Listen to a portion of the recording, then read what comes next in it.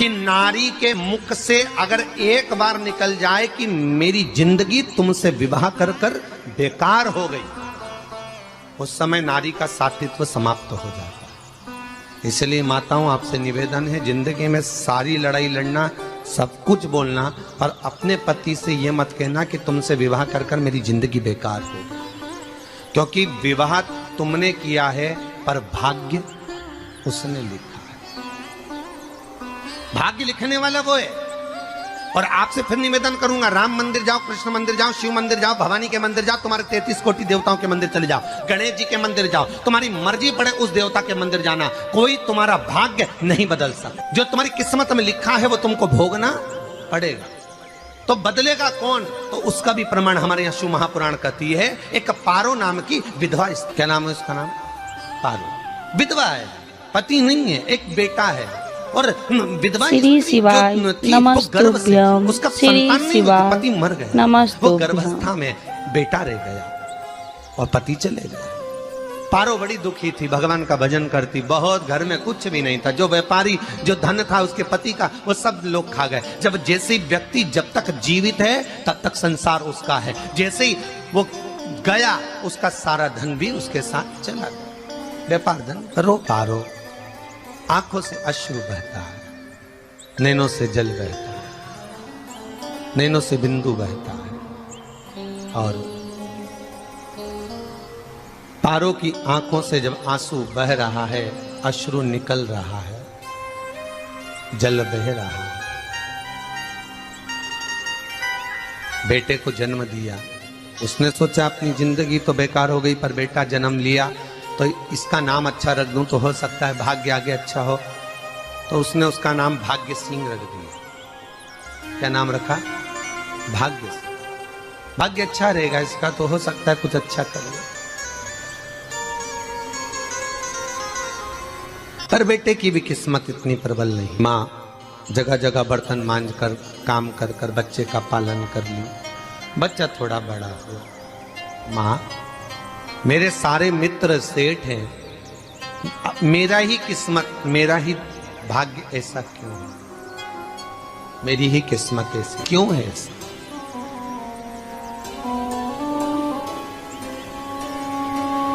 मां, मेरी किस्मत में इतना दुख क्यों लिखा है? मां, भोजन तक हमको समय पर नहीं मिलता, हमारा भाग्य ऐसा क्यों है? मां, हमारी किस्मत ऐसी क्यों है? माँ कहती है, बेटा जो ललाट पर लिखा उसे कौन टाल सका। माँ बच्चों को समझाती है, माँ बच्चों को कहती है, नमस्तुभ्यं, धीरे समय निकलता है। नमस्तुभ्यं। एक बार बता माँ, तू कहती है कि सब भगवान ने लिखा है भाग्य में, तो भगवान का मिलेगा मुझे बता दे। माँ बोलती है, ऐसी कोई जगह नहीं जहाँ भगवान नहीं। वन में मिलेगा? हाँ मिलेगा। माँ का कहना मानकर भाग्य सिंह वन में चले गया और घने जंगल में भाग्य जब गया, भाग्य सिंह, और घने जंगल में जब पहुंच गया, ढूंढते ढूंढते ढूंढते ढूंढते ढूंढते तो भी भगवान, तो भगवान की छाया तक नहीं मिली। भगवान की छाया तक। आंखों में जल भर गया, बेहोश होकर गिर गया। शाम का समय था, विष्णु और लक्ष्मी निकल कर जा रहे थे। लक्ष्मी और विष्णु जाते जाते उसको देखकर रूप बदल के उसके पास गए। बेटा, आपका नाम क्या है? हमारा नाम भाग्य सिंह। कहाँ जा रहे हो? भगवान से मिलना है हमको।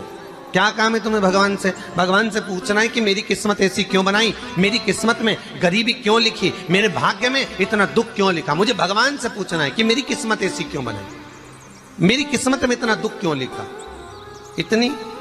तो भगवान बोले, ये तो देखो भाग्य भाग्य की बात है, सबके भाग्य में अलग अलग होता है। नहीं नहीं, मुझे भगवान से पूछना। तो हुआ क्या? मैं बहुत गरीब हूं, मैं बहुत दुखी हूं, भगवान से प्रार्थना है कि मुझे कुछ मेरी जिंदगी का अच्छा कार्य कर दीजिए। लक्ष्मी जी को दया आ गई, नारायण से बोले, प्रभु इसको कुछ दे दो, थोड़ा सा इसके ऊपर कृपा कर दो। नारायण बोले, इसके भाग्य में नहीं है लक्ष्मी, इसके भाग्य में नहीं है लक्ष्मी। लक्ष्मी मैं दे भी दूंगा तो इसकी किस्मत में नहीं है। लक्ष्मी कहती है, आपका काम देने का है, आप तो दो। भगवान ने कहा, लक्ष्मी नहीं है भाग्य में, तुम तो दे दो। लक्ष्मी जी के कहने पर नारायण ने उसको एक हीरे का हार दे दिया। ले, ये ले हीरे का हार। वो प्रसन्न हो गया, हीरे का हार मिल गया। और हार लेकर वो चला और चलते चलते उसने सोचा मेरी मम्मी को दूंगा, मेरी माता को दूंगा, माँ बड़ी प्रसन्न हो जाएगी। हीरे का हार लेकर जा रहा था। हार ले जाते उसको रास्ते में इतने में उसको तुरंत उसी समय पर कहीं सोचादि कर्म के लिए जाना पड़ा। उसने सोचा इस हार को इस पत्थर पर रख देता हूं, अभी आऊंगा वापिस इस हार को उठाकर घर लेकर चले जाऊंगा। और सोचादि कर्म के लिए वो चल दिया। गया, हाथ धोकर आया, इतने में एक चील उड़ती उड़ती आई, उसका हार लेकर चली गई। आके रोने लगा, माँ को जाकर कहा, माँ किस्मत तो देख, इतना जोरदार हार मिला था हीरे का, पर भाग्य में नहीं था, नहीं मिला। इतने में वो रोता रोता तुरंत फिर भगवान के पास गया, रोता बिलखता फिर पहुंच गया वन के अंदर। फिर भगवान मिले। भगवान ने पूछा अब क्या हुआ? प्रभु मेरा हार तो वो हीरे का, मेरा हीरे का हार ले गई चील। भगवान बोले देख भैया, हम तो तेरी किस्मत में था, वो कर दिया, अब आगे तू एक काम कर, ब्रह्मा जी से जाके मिल। ब्रह्मा जी कहाँ मिलेंगे? श्री शिवाय नमस्तुभ्यं। श्री शिवाय नमस्तुभ्यं। ब्रह्मा जी मेरे भाग्य में गरीबी लिखी है, कुछ अच्छा कर दीजिए। ब्रह्मा जी कहते हैं तुम्हारा भाग्य में जो लिखा है वो तुम्हें भोगना पड़ेगा। नहीं नहीं, आप कृपा करो। लक्ष्मी जी ने नारायण से कहा इसको कुछ कृपा कर दो। तो भगवान ब्रह्मा जी ने कहा चलो इसका भाग्य बदलने के लिए एक हीरे की अंगूठी दे देता हूं। भगवान ने उसको हीरे की अंगूठी दे दी। अब हीरे की अंगूठी दी, फिर वो लेकर चला। इतना खुश था, अब मुझे हीरे की अंगूठी मिल गई, अब मुझे हीरे की अंगूठी मिल गई। इतना प्रसन्न होकर जा रहा था, इतने में इसको लग गई प्यास। इसने सोचा पानी पी लूं। पानी पीने के लिए इसने मुंह को करा नीचे, जेब में रखी थी अंगूठी, वो पानी में लुढ़क गई। लुढ़कते से एक मछली निगल गई, अंगूठी भी हाथ से। देखिए, कोई कितना भी साथ दे दे, पर भाग्य में अगर सुख लिखा होगा तो वो अपने आप मिलेगा। नहीं, फिर आया, फिर मां से कहा मां ऐसा हो। माँ ने कहा चल जाने दे, तू रोज रोज बहाना बना के चले जाता है, दिन भर इधर उधर घूमता रहता है, शाम को आता है और बहाने बना के कहाँ की स्टोरी सुनाता रहता है, ना जाने कहाँ की कहानियां सुनाता रहता है। चल काम पे जा, कुछ काम कर तो भाग्य बदलेगा। नहीं नहीं माँ, मैं सत्य बोल रहा हूँ। नहीं माना, फिर चले गया। नारायण ने कहा एक काम करो, अब तुम शंकर जी के पास जाओ, शिव जी के पास जाओ। भोलेनाथ जी ने उसको हीरे की पोटली दे दी। वो हीरे की पोटली ले जाकर अब की बार सोचा कहीं रुकूंगा ही नहीं, सीधे घर गया। मम्मी को याद करा, माँ नहीं थी। उसने एक लोटे के अंदर हीरे रख दिए। मैं माता को ढूंढ के आता हूँ। माँ को ढूंढने गए, इसमें चोर घुस गए घर के अंदर, लोटा ही ले गए। फिर आके देखा, फिर माँ ने कहा, फिर बहाने बनाया तूने, फिर स्टोरी सुने, फिर कहानी सुने। माँ मैं सत्य कह रहा हूं, सत्य। आखिरी में हार गया। फिर भगवान विष्णु और ब्रह्मा ने एक ही बात कही, तू शंकर के मंदिर की चौखट पर जा। वहां क्या करना पड़ेगा मुझे? कुछ मत करना, केवल उसकी चौखट पर जाकर उसका दीदार करना, उसका दर्शन करना। उससे क्या होगा?